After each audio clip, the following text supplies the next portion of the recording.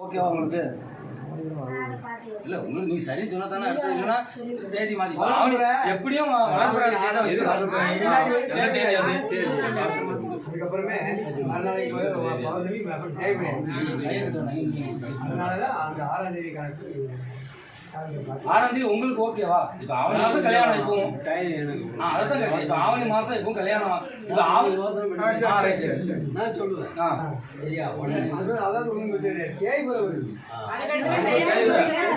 முடிஞ்சும் இல்ல இல்ல வேற என்ன உங்களுக்கு ஆவணி மாசம் கல்யாணத்துக்கு ஓகே தானே?